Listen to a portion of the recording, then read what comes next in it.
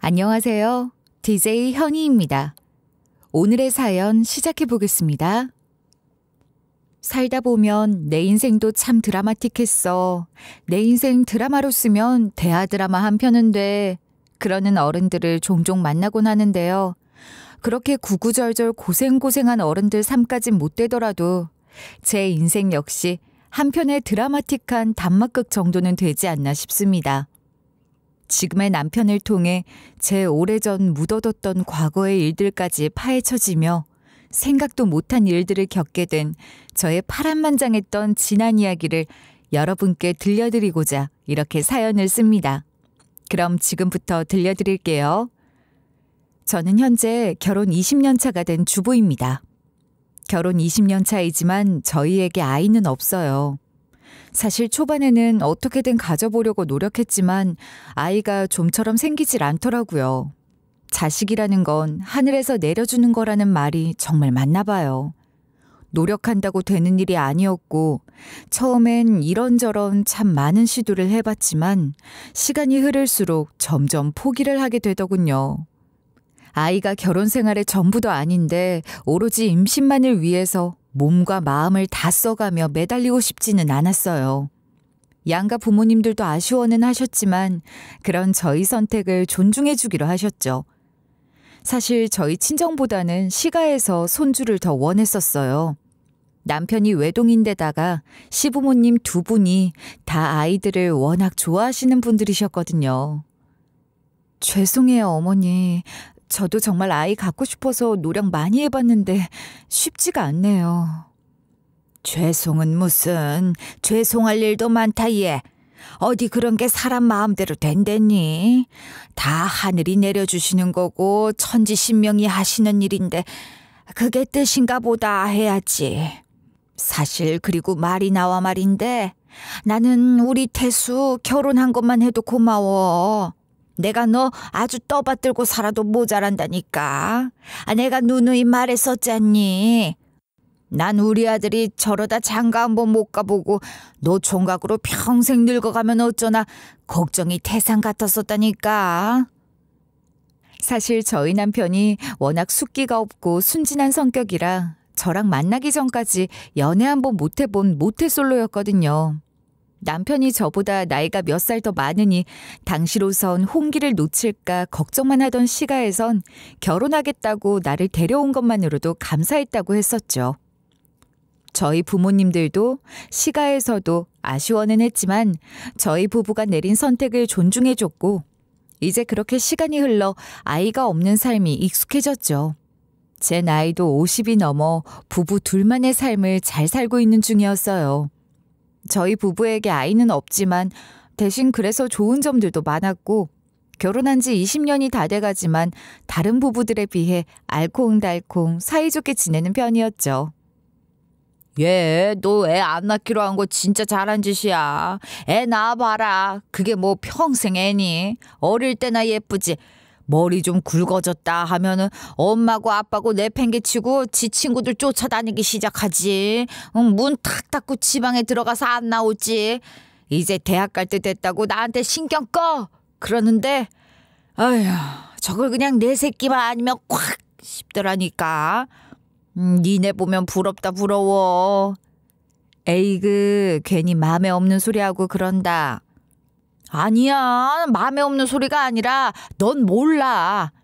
애 있는 부부가 어디 신혼 같을 수가 있는 줄 아니. 그냥 정으로 사는 거야, 정으로. 근데 니들 부부 봐라. 니네 주말이면 손잡고 영화 보러 다니지. 꼬박꼬박 기념일 챙기지. 부럽다 부러워. 친구들이 부러워할 만큼 저희는 자녀 없는 부부 나름의 장점을 살려 사이가 좋았어요. 그런데 어느 날부턴가 남편이 조금씩 이상한 모습을 보이기 시작하는 거예요. 처음엔 저랑 한 약속을 좀 가볍게 여기는 정도였어요. 어떻게 그걸 까먹을 수가 있어. 나랑 분명히 같이 가기로 했었잖아. 몰라, 난 기억이 없다니까. 진짜 나랑 약속한 거 맞아? 아니, 어떻게 그걸 잊어버려? 당신 정말 너무한다. 요즘 진짜 자꾸 왜 그래? 내가 뭘 어쨌다고 그래. 당신이야말로 왜 이렇게 요즘 자꾸 보채고 떼쓰고 그러는 거야? 우리가 무슨 신혼이야? 이제 나이도 있는데 적당히 좀 하고 지내자. 뭐? 참, 그걸 말이라고 해? 저랑 같이 주말에 어디 백화점 같은 데 가기로 해놓고선 자기가 언제 그런 약속을 했냐며 자기 다른 일 있다며 생전 않던 짜증을 내질 않나. 오히려 저를 과민 반응에 예민한 여자로 몰아가질 않나. 남편은 절대 그러는 법이 없던 사람이었어서 너무 이상하다 싶었어요.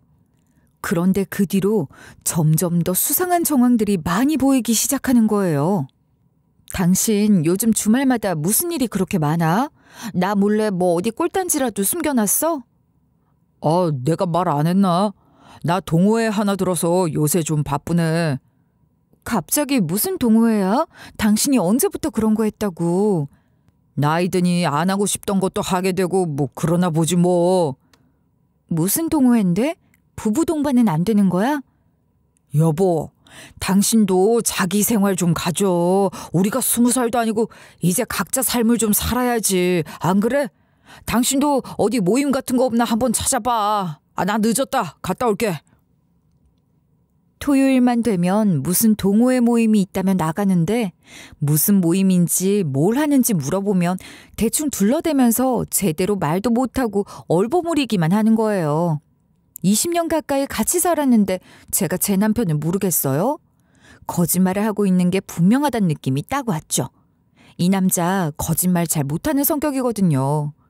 근데 대체 뭘 속이는 건지, 뭐 때문에 그러는지는 도통 모르겠더라고요.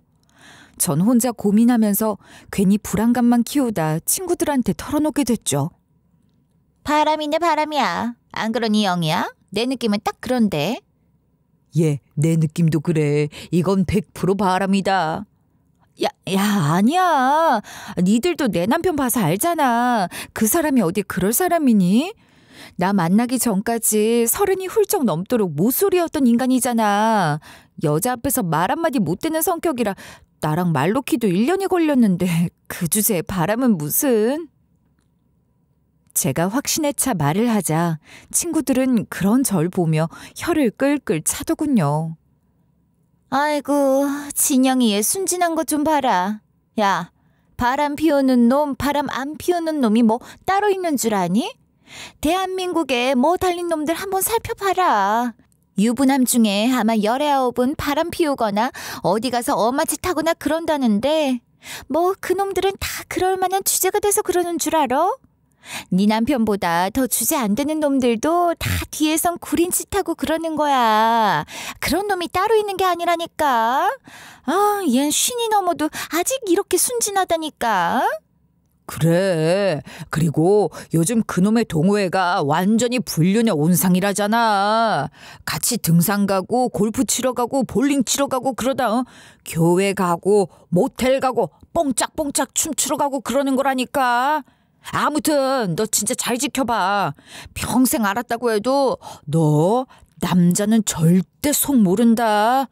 10길 물속은 알아도 1길 사람 속은 모른다잖니. 내가 다 경험해서 우러나서 하는 조언이야.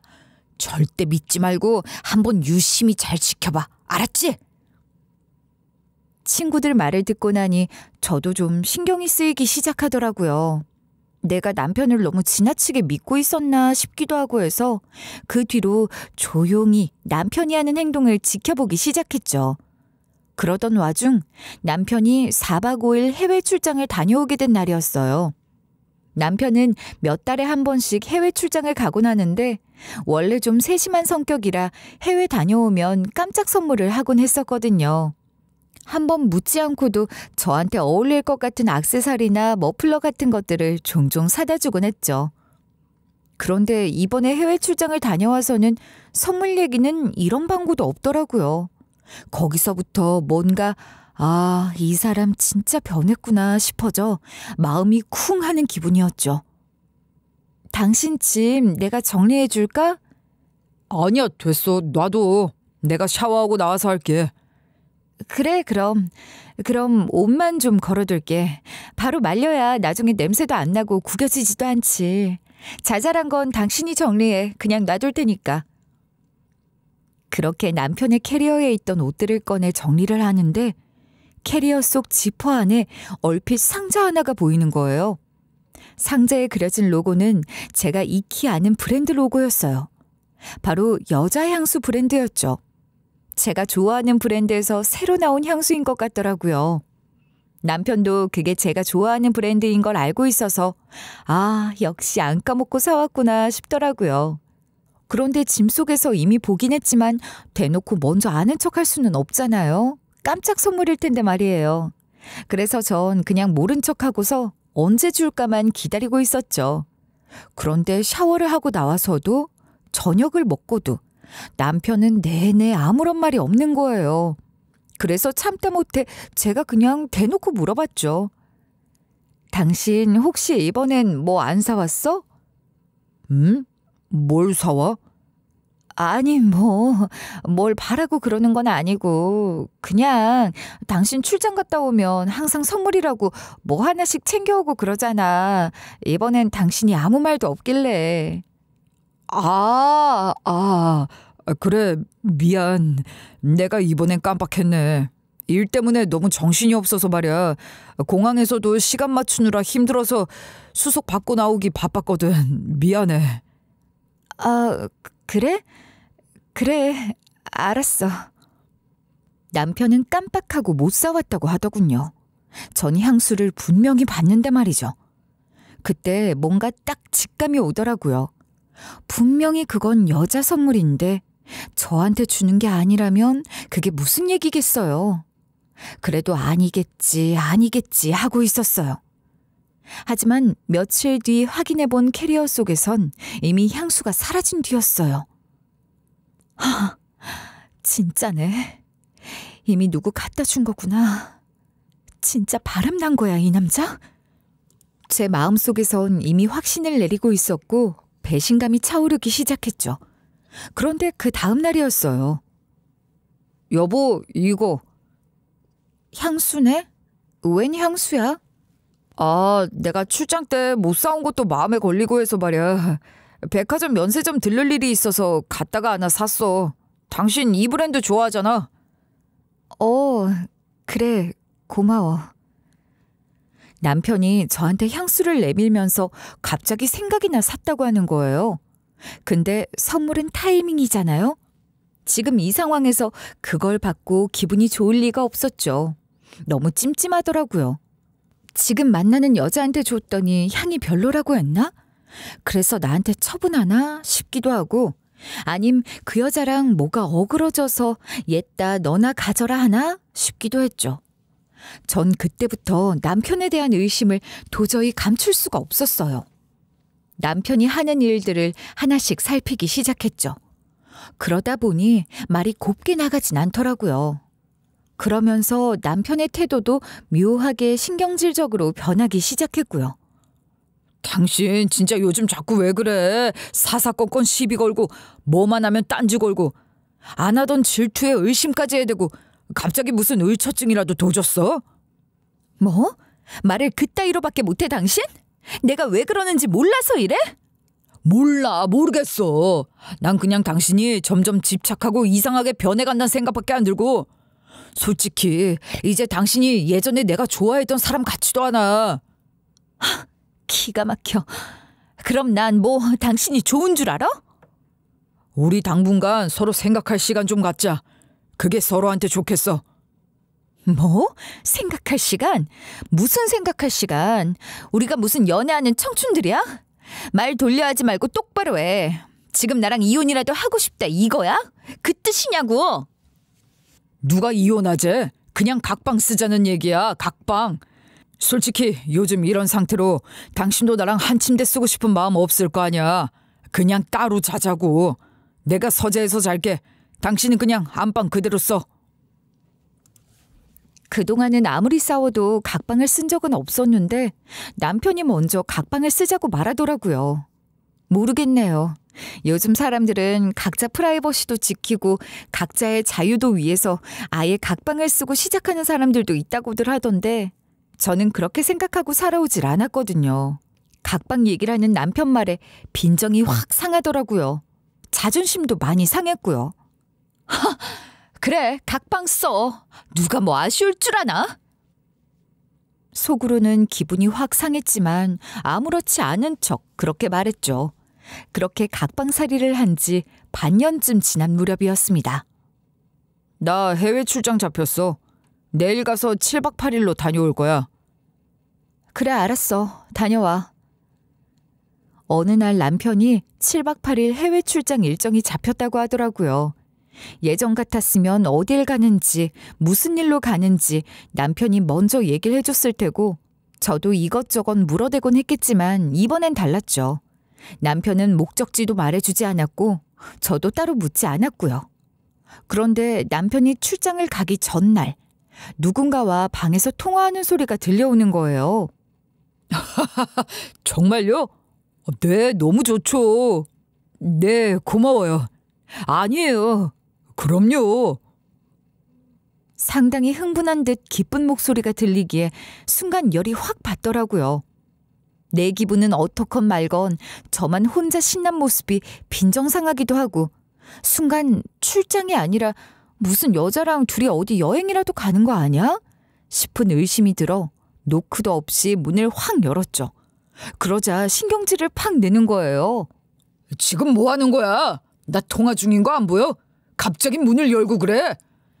근데 그 순간 전 분명히 전화기 속 목소리를 들었죠. 여보세요? 태수 씨, 여보세요? 전화기 속에선 의아한 듯 남편의 이름을 부르는 젊은 여자의 목소리가 들려왔습니다.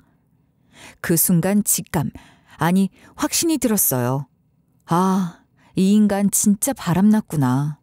모쏠에다 내가 첫 여자라고 그렇게 순진한 척은 다 하더니 기어코 50줄이 넘어서 바람이 난 모양이다. 그리고 한순간 정이 뚝 떨어지더라고요. 나 갔다 올게. 잘 있어. 남편이 한동안 멀리 가건 말건 전 배웅도 인사 한마디도 없이 그냥 남편을 보냈고 그렇게 간 남편은 출장을 떠난 뒤 한나절이 지나도록 연락도 안 하더라고요. 그래, 아주 지금쯤 좋아 죽나 보지 뭐. 누군지 몰라도 그 여자랑 아주 희희낙낙하실 텐데 전화할 정신이 어디 있겠어? 둘이 뭘 하고 있는 거야 대체? 제겐 그 한나절의 시간이 마치 지옥 같았어요. 20년의 믿음이 이렇게 한순간에 무너지는구나 싶어 허탈감과 분노가 함께 차올랐죠. 남자 바람 한 번쯤은 눈 감아줘도 된다. 그런 생각 따윈 하지 않았어요. 그동안은 확실한 증거가 없어 그냥 있었지만 이 정도 증거라면 이혼할 만하다. 무조건 이혼감이다 싶더라고요. 일주일이나 있다 올 테니 이놈이 돌아오기 전까지 내 마음 다 정리하고 서류까지 다 마련해놓고서 이놈 돌아오면 증거 확실히 잡아내서 이혼하자고 해야지.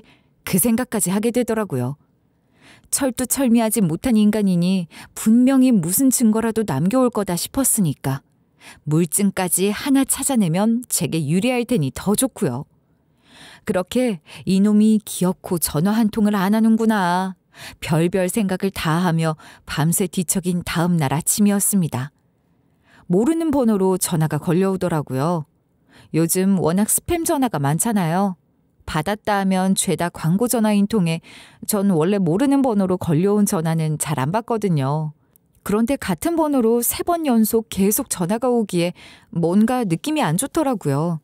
그래서 다시 전화가 올 때는 전화를 받아봤죠. 네, 여보세요? 네, 여긴 병원인데요. 문태수 환자 보호자 장진영 씨 되시나요? 네, 제가 장진영인데 무슨 일이시죠? 병원이라뇨? 지금 문태수 씨가 응급실에 실려왔어요. 수술 동의가 필요해서 연락드렸습니다.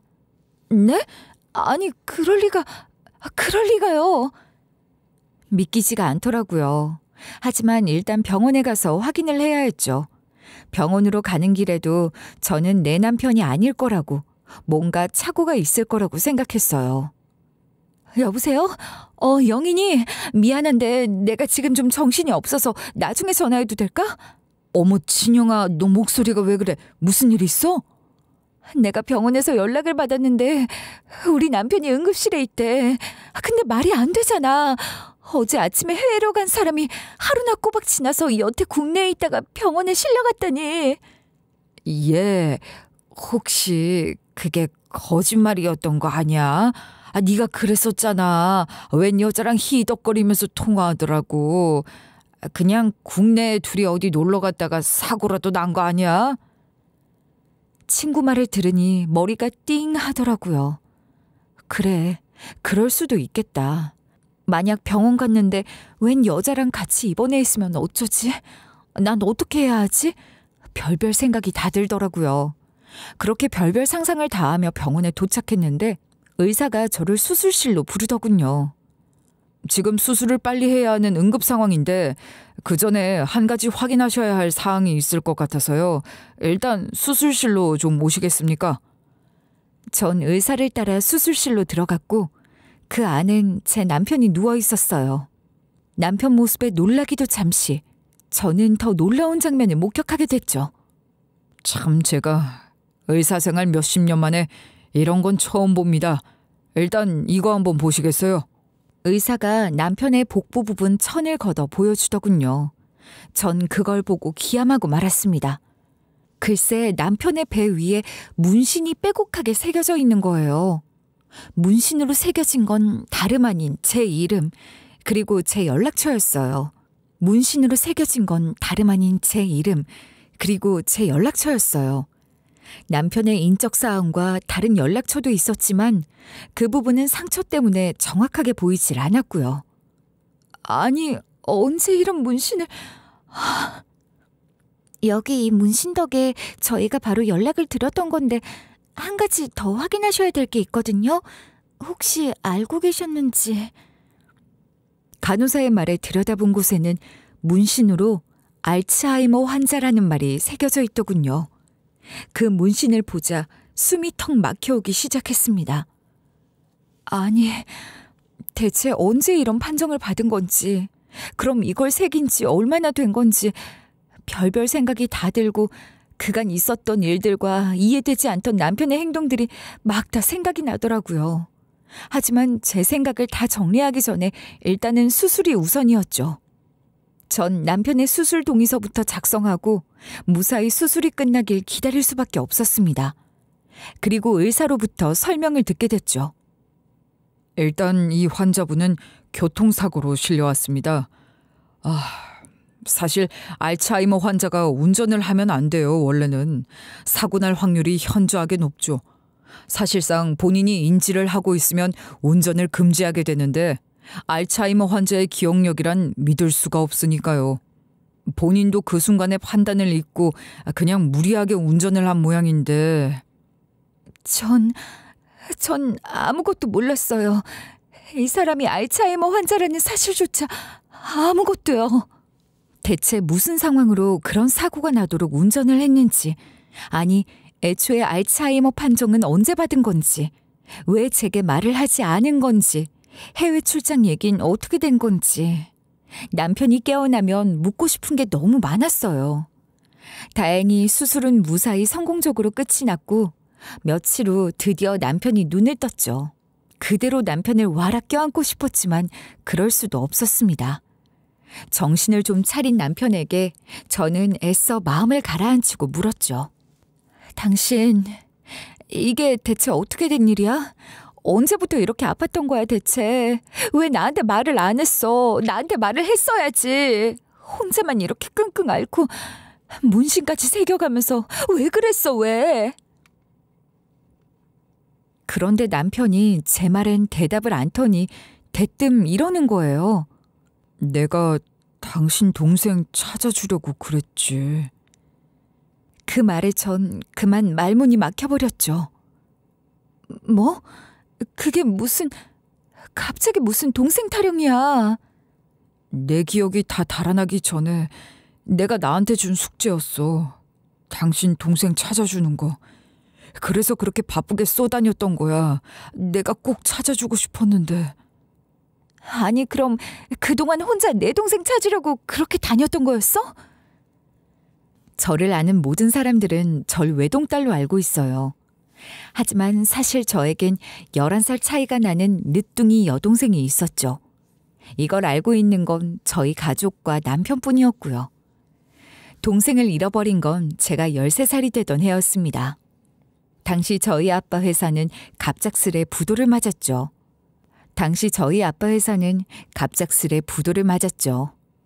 엄마 아빠가 말해주진 않았지만 저는 우리 집이 더 이상 예전 같지 않을 거라는 걸 알았어요. 집에 빨간 딱지가 붙고 험상궂은 사람들이 아빠를 찾아와 소리를 질러대고 당시 전 그런 상황들이 예산 일이 아니라는 걸 알 만큼은 되는 나이였거든요. 그러던 어느 날 엄마가 저더러 같이 여행을 가자고 하더라고요. 여행? 진짜? 우와! 우리 어디로 가는 거야? 우리 진영이 어디로 가고 싶은데? 바다 보러 가고 싶어. 그래, 바다 보러 가자. 바다로 가자. 그렇게 저희 4식구는 아빠가 모는 차를 타고 여행길에 올랐어요.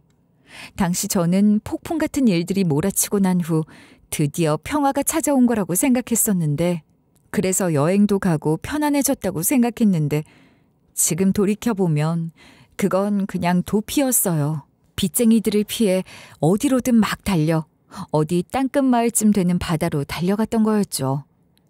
그리고 그날 밤이 아주 또렷이 기억이 납니다. 엄마? 아빠?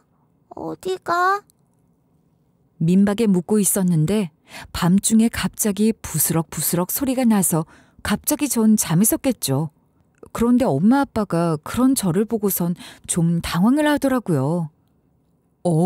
우리 공주님 잠깐 여기 있을 수 있지? 그냥 자고 있어. 다시 자고 있으면 엄마 아빠가 가서 맛있는 과자랑 아이스크림이랑 사서 올게. 알았지? 전 의아했어요. 과자와 아이스크림을 사서 오겠다던 엄마 아빠가 잠든 동생을 안고 나가는 게 의아했죠. 잠든 동생을 왜 굳이 안아서 슈퍼에 데리고 가는 걸까? 그냥 두고 가는 게 더 편할 텐데. 그리고 엄마 아빠가 돌아왔을 때 저는 그 이유를 알았습니다.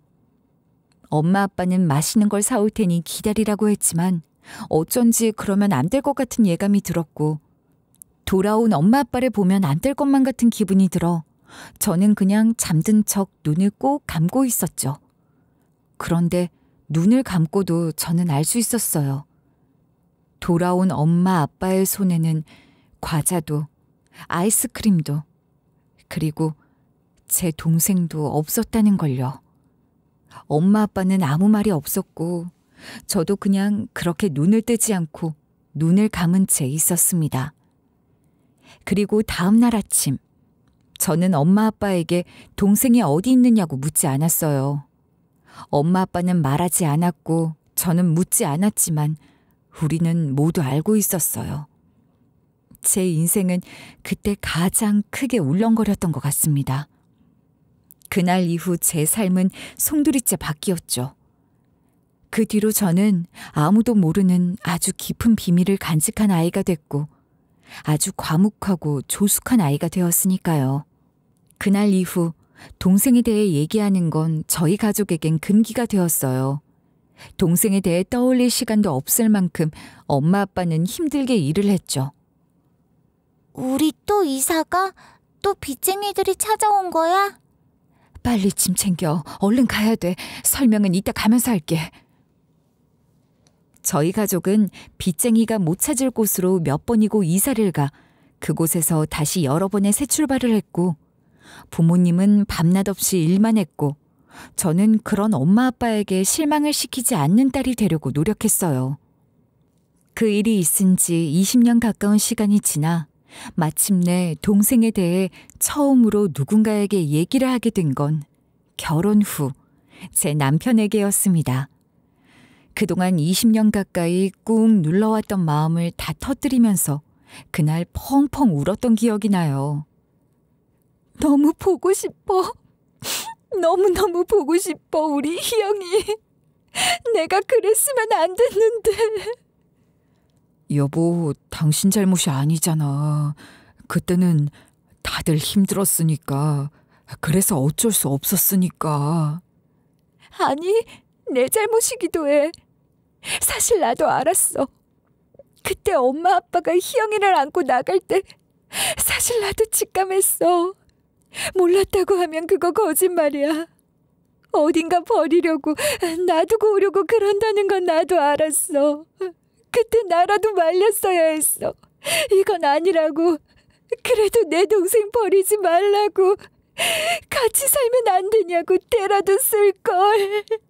그렇게 눈 꼭 감고 모른 척하지 말고 때라도 쓸걸. 내 동생 불쌍해서 어떡해, 여보. 우리 희영이 어디서 불행하게 크고 있으면 그 죄를 난 어떻게 해야 돼, 여보. 그렇게 남편 품에서 거의 통곡을 하다시피 했었죠. 그런데 남편은 바로 그걸 기억하고 있었던 거였어요.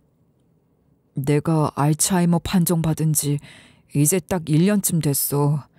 근데 그 소리 듣는 순간 난 내 걱정보다 당신 걱정이 먼저 되더라. 나 당신 남편으로 사는 게 그냥 인간 문태수로 사는 것보다 훨씬 더 익숙해졌었나 봐. 장모님, 장인어른도 건강 안 좋으시고 위태위태하신데 나까지 언제 어떻게 될지 모른다고 생각이 드니까 그냥 눈앞이 캄캄한 거야. 남편은 저희 부모님마저 상태가 좋지 않으신 상황에서 자기까지 어떻게 되고 나면 그 다음 혼자 남겨질 제가 걱정되기 시작했다고 하더군요.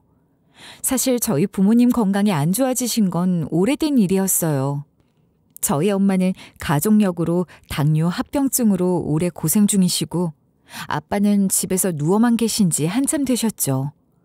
오래전 건물 짓는 공사판에서 일을 하던 아빠는 3층 건물에서 추락하는 사고를 당하셨고 척추를 다치면서 꼼짝없이 누워 지내는 신세가 되고 말았거든요. 중소건설회사 운영하며 공사 인부를 거느리고 지휘만 하던 아빠가 생전 안 해보던 일을 저를 키우느라 뼈 빠져라 하시다가 그렇게 누워 지내는 신세가 됐다는 생각에 한때 큰 죄책감도 들었었죠. 그 와중에도 아빠는 산재가 인정되어 달에 몇백이 나오니 다행이라고 본인이 버는 돈보다 차라리 이게 낫다고 말해 기어이 제 눈물을 자아냈던 분이었습니다. 아무튼 저희 친정 상황이 이렇다 보니 남편은 걱정이 됐던 거예요. 본인도 그렇게 되고 친정 부모님도 돌아가시고 나면 저는 꼼짝없이 혼자 남겨질 테니까. 그래서 당신 동생, 유일한 가족인 동생을 꼭 찾아주고 싶었어. 당신이 많이 그리워했던 거 알아. 말은 안 했지만 몰래 숨겨놓은 동생 사진 당신이 가끔 꺼내보면서 울곤 했던 것도 나 다 기억해. 알츠하이머라는 사람이 기억력이 왜 이렇게 좋아? 나에 대한 건 왜 이렇게 잘 기억하는 거야, 당신?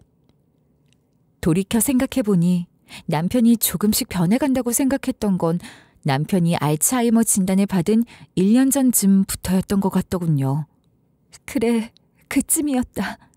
당신이 정 같지 않다고 생각했던 게 딱 그쯤이었어. 당신도 이상하다는 걸 느끼고 병원에 갔던 거지? 그리고 점점 상태가 안 좋아지기 시작했던 게 한 6개월 전쯤부터였던 것 같아. 그래서 도저히 안 되겠다 싶어서 문신까지 이렇게 새기게 된 거였어. 그럼 혹시 당신 나한테 각방 쓰자고 했던 것도 혹시 이것 때문이었어? 당신 몸에 새긴 문신 내가 못 보게 하려고? 그랬던 거 맞지? 각방 제안도 틱틱대고 짜증을 내며 절 멀리한 것도 모두 일부러 그랬던 거라는 걸 전 그제야 알게 됐어요. 모두 제가 자기 몸에 새긴 문신을 못 보게 하려고 그랬다는 걸요. 아니, 대체 왜 나한테 얘기를 안 한 거야? 나한테 말을 했어야지. 그래야 같이 병원을 가든 무슨 방법을 찾아보든 할 거 아니야. 이렇게 늦게 알게 하면 어떡해, 어? 대체 언제 말할 생각이었던 거야, 당신? 내가 알츠하이머라고 말했어 봐. 당신 하늘 무너진 듯 슬퍼할 게 뻔한데 내가 그 꼴을 어떻게 보겠어. 어차피 곧 알게 될 거 당신이 슬퍼할 시간을 조금이라도 줄여주고 싶었어, 난. 내가 알츠하이머란 거 알고 나면 당신은 어떻게든 내 옆에 있으려고만 할 거잖아. 걱정돼서 당신 일 아무것도 못하고 아무도 못 만나고 내 옆에만 꼭 붙어 있으려고 할 텐데 그러면 내가 당신 동생은 어떻게 찾아주겠어. 나한텐 그게 제일 중요한 과업이었단 말이야. 그렇게 둘 순 없었어. 그렇게 남편은 저를 속이고 제 동생을 찾는 일에 전념했던 거였어요. 수소문하다가 마침내 몇 명 특정을 지을 수 있게 됐어. 워낙 오래전 일이라 확실하게 몇 명으로 추리는 것도 한참이 걸렸는데 드디어 몇 명으로 좁혀지니까 그것만으로 빛이 보이는 것 같더라. 그래서 당신한테 7박 8일 해외 출장 간다고 거짓말했던 거야. 그렇게 제게 거짓말을 한 후 남편은 일단 저희 부모님부터 설득했다고 하더군요. 동생을 찾아주고 싶다고 말이죠. 사실 저희 부모님은 평생 제 동생의 존재를 잊기 위해 노력하셨었거든요. 왜 아니겠어요. 떠올릴 때마다 미안하고 힘들고 죄책감만 드는 기억이니까. 괴롭고 고통스러우니까 어쩔 수 없으셨을 거예요. 하지만 남편의 오랜 설득 끝에 부모님도 동의를 하더군요. 그 뒤 남편은 그 사람들을 모두 전국을 돌면서 만나보려고 했던 거였어요. 그리고 그동안 여러 고아원 원장들, 수녀님들, 입양기관 관계자들, 입양한 부모 등등 여러 사람들과 연락을 주고받았다고 하더라고요. 제가 혹시 남편이 바람을 피우는 상대가 아닌가 하고 의심했던 건 바로 고아원에 계신 수녀님 중 한 분이었던 거고요. 내가 토요일마다 동호회 간다고 했던 건 병원 진료 때문도 있었고 연락 닿은 시설이 있으면 필요차 방문을 해야 해서 그랬던 거야.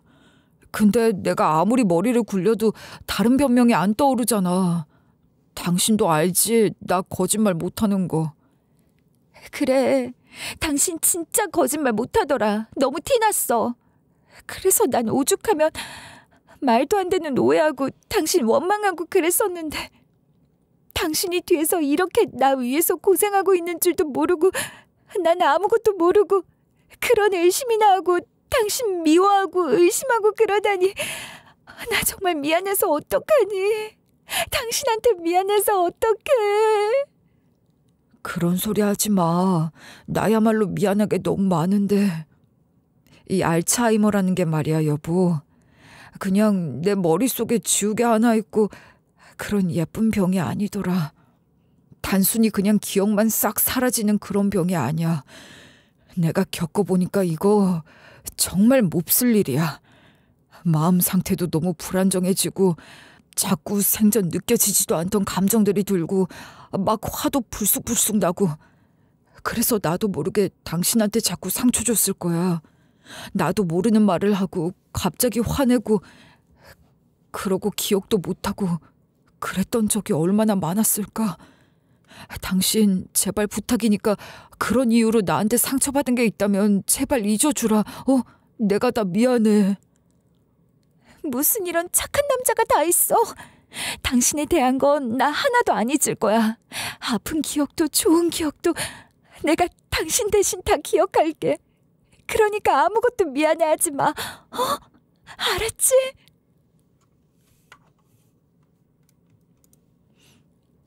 미련 맞은 남편. 미련 맞게도 착한 제 남편 때문에 전 참 눈물을 많이도 흘렸습니다. 남편은 꼭 자기 손으로 동생을 찾아주고 싶었는데 이놈의 병 때문에 사고가 나 그걸 못해주게 됐다고 한탄을 했지만 동생 이전에 일단 지금 이 순간 저에게 가장 중요한 가족은 남편이잖아요. 남편이 사고에서 회복하는 게 최우선이었죠. 그렇게 남편이 어느 정도 회복을 하는 데만 집중한 후 저는 남편이 모은 정보를 토대로 몇 명의 사람들을 만난 끝에 마침내 잃어버린 제 동생과 재회하게 되었어요. 동생은 저희가 사는 지역과는 차로 3시간쯤 떨어진 곳에 살고 있더군요. 제 동생이라는 건 동생이 가지고 있던 팔찌를 통해 알 수 있었어요. 당시 어린 동생의 팔에는 돌에 맞춘 금팔찌가 걸려 있었고 거기에는 동생의 이름이 적혀 있었거든요. 팔찌가 없었어도 알았을 거야. 너 정말 우리 희영이 맞구나. 너 나랑 눈이 똑같아. 언니라고 불러도 되죠? 그럼 고마워. 고마워, 희영아. 내가 정말 너한테 하고 싶은 말이 많았는데. 한참을 동생을 부여잡고 울다 가까스로 진정을 한 후 엄마에게도 마침내 찾아낸 동생을 보여드렸죠. 그때 눈물의 상봉은 거의 남북 이산가족 못지않았던 것 같습니다. 아빠는요? 혹시? 아니다. 살아계셔. 근데 집에 누워 계실 수밖에 없는 상태야. 그래서 오늘은 일단 내가 먼저 널 보러 왔어. 네 마음이 어떤 상태인지도 모르는데 다짜고짜 집으로 초대할 수도 없는 노릇이고 해서. 그래, 그동안 어떻게 살았니? 응? 어떻게 살았어? 그때 그 성당 고아원. 엄마는 말을 다 마치지도 못하고 또 한참을 울어야 했죠. 사실 그때의 기억은 엄마에게 큰 고통으로 남아 있었어요. 처음부터 그럴 생각은 아니었다. 정말이야. 어떻게 그런 생각을 함부로 하겠니? 당시에 우리가 빚쟁이들한테 쫓겨다니면서 어떻게든 어디로든 도망을 쳐야 했어. 삶의 터전을 어디라도 다시 잡고 살아야 했는데 도무지 어디로 가야 될지를 모르겠더라. 연고가 있는 데는 안 될 것 같아 그냥 무작정 달렸어. 땅끝까지 갈기새로 달리다가 어둑어둑 밤이 돼 보니 어느 마을에 도착해 있는 게 아니겠니? 그러고 민박집을 잡아놓고 그 주변을 둘러보다가 작은 방 하나 있는 집이라도 나은 게 있으면 거기 방이라도 구할 생각으로 일단 어슬렁거려 보기 시작했던 거야. 근데 그 마을 구석에 성당이 하나 있더구나. 고아원이 딸려있는 성당이었지. 그 순간 정말 절대 해서는 안 될 생각이 들었다.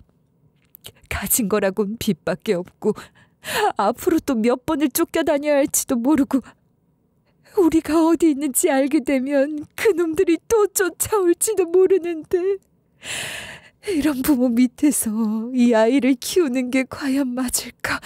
그런 생각이 들었어. 더구나 아기는 빽빽 울어대지. 그 아기 소리를 어찌할 수도 없으니 누가 찾아왔다 들키기라도 하면 어쩌나 그런 못된 생각이 들었던 거야. 그렇게 밤중에 엄마 아빠는 제가 잠든 사이 동생을 그곳에 맡길 작정을 하게 됐고 하지만 영영 다시 찾아오지는 못하게 됐던 거였습니다. 사실 그러고 한 몇 년만 있다가 다만 1, 2년이라도 있다가 다시 찾아올 작정이었어.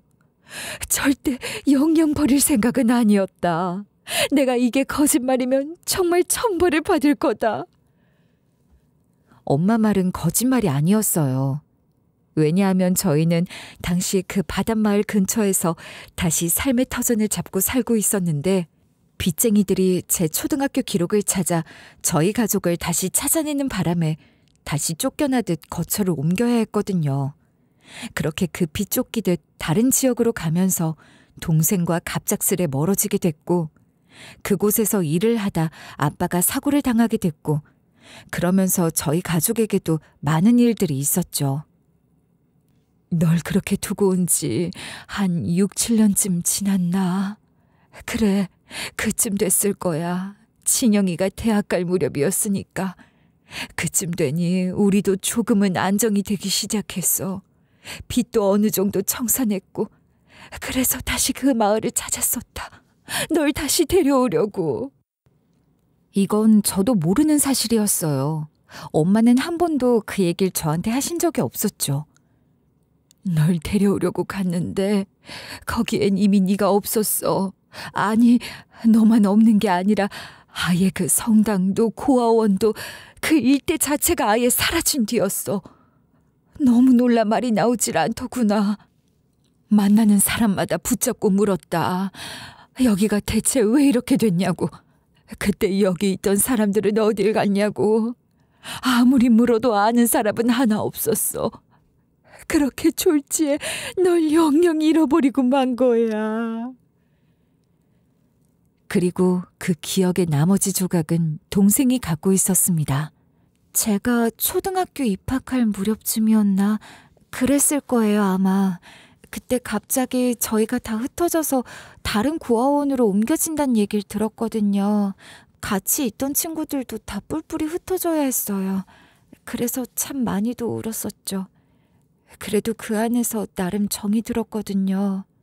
그때는 정확히 무슨 일이 일어나는 건지 잘 몰랐는데 나중에 보니까 거기 마을 일대가 싹 개발이 되면서 한마디로 쫓겨나게 된 상황이었었나 봐요. 리조트 호텔인지 뭔지 그런 게 들어선다고 마을 사람들이 시위도 하고 했었는데 결국 마을 사람들도 저희도 다 쫓겨났으니까. 그렇게 당시의 일로 저희 가족은 다시 만날 기회를 완전히 잃어버리게 된 거였더군요. 너 우리 원망 많았지? 왜 아니겠니? 왜 아니겠어? 내가 이 벌을 다 어떻게 받겠니? 이 죄를 다 어떻게 씻을 수가 있겠어? 어릴 땐 솔직히 그랬어요. 저 별로 착한 애가 아니었거든요. 어떤 애들은 꿈에 부풀어서 사는 애들도 있었어요. 동화 속에 나오는 공주처럼 시련 좀 겪다가 다시 가족 만나 행복하게 살 거라고, 언젠가 다시 행복해질 거라고 그런 환상을 품는 아이들도 있었죠. 하지만 전 아니었어요. 고아원에 사는 내내 전 제가 버려졌다는 사실을 매일같이 자각해야 했죠. 그래도 그때 그 성당에 있을 땐 좀 나았었는데 그 다음에 옮겨간 곳은 영 상황이 안 좋았거든요. 고아원 원장은 막말을 해대고 거기에서도 나름의 텃세는 또 얼마나 심한데요. 그리고 그거 아세요? 우습지만 그 안에서도 좀 서열 같은 게 있어요. 어떤 애들은 부모에 대한 기억이라도 있는데 전 그것조차 없었으니까 서열 하위였어요. 아예 낳자마자 버려진 거였으니까. 얼마나 나쁜 부모면 낳자마자 그 갓난애를 버렸을까 하는 생각이 드니까 솔직히 진짜 힘들더라고요. 청소년기엔 방황도 진짜 많이 했던 것 같아요. 미안하다. 엄마가 미안해. 너무 미안해. 아니요, 죄책감 가지시라고 하는 얘기는 아니에요. 그냥 제가 살아온 얘기를 들려드리는 거예요. 어릴 땐 그랬었는데 크면서 오히려 생각이 바뀌더라고요. 그리고 결혼해서 아이 낳고 나니까 더더욱이요. 어느 날 저희 애를 품에 딱 안고 창밖을 내다보는데 이런 생각이 들더라고요. 무슨 사정이 있었을 거야. 아마 정말 죽을 만큼 힘들었을 거야. 내가 엄마 품에 있는 것보다 다른 데서 크는 게 훨씬 나은 상황이니 그랬을 거야. 아이 키워보니까 저도 알겠더라고요. 자식이 얼마나 소중한지. 이 천금 같은 자식을 뭘 준다고 해도, 세상 어떤 걸 준다고 해도 바꾸기 싫은 이 자식을 부모가 뭐 좋아서 버렸겠나? 그런 생각이 들었어요. 무슨 사정이 있었을 거라고. 그렇게 이해하게 됐어요. 그리고 사실 원망만 하고 살다가는 제가 너무 힘들잖아요. 견디기가 힘들었을 거예요. 그래서 원망은 다 잊고 그냥 가족들이 어디선가 행복하게 살고 있기만을 바랐었다면서. 그런데 그렇게 살다 보니 이렇게 다시 만나게 되는 날이 와 행복하다고 동생은 눈물을 보이더군요. 그리고 형부, 너무 고마워요. 형부가 아니었다면 이런 날이 오지도 못했을 테고 만나지도 못했을 텐데 정말 고마워요. 그렇게 밖에서 먼저 저희 셋을 만난 뒤 동생은 며칠 뒤 저희 부모님 집을 찾아와 아빠도 만나게 됐어요. 집에 거의 누워만 있다시피 하는 저희 아빠가 동생을 보고서 막 몸을 일으켜 안고 싶어하는 모습에 저 역시 눈물이 핑 돌더라고요. 동생은 이후 저희와 자주 연락을 하며 지냈고 지금껏 못했던 가족 모임도 하고 엄마 모시고 여자끼리 셋이 온천 여행도 다녀왔죠. 평생 마음속에 한으로 품고 살던 딸, 그리고 동생을 만나게 돼 저희에겐 새로운 삶의 기회가 열린 것만 같은 나날들이었어요. 그리고 꿈에서도 보고 싶던 제 동생을 다시 만나게 해준 고마운 내 남편. 제 남편은 그래도 다행히 아직까진 알츠하이머 증상이 아주 더디게 진행되고 있어요. 때때로 저를 잊어버리긴 하지만 그래도 많은 시간 절 기억해주고 있고 또 제가 옆에서 열심히 케어하며 남편을 위해 최선을 다하고 있고요. 남편에게 남은 시간이 얼마일지, 저희가 얼마나 더 같은 추억을 쌓을 수 있을지 나로선 알 수 없지만 함께 할 수 있는 한 최선을 다해 행복한 기억을 쌓고 싶네요. 저의 이야기는 여기까지입니다. 제가 감히 어떤 교훈을 늘어놓을 주제는 못 되지만 그래도 다만 드리고 싶은 말씀이 있다면 함께 할 수 있을 때, 함께 기억하고 행복할 수 있을 때 많이 사랑한다고 말하시고 고맙다고 얘기하셨으면 좋겠어요.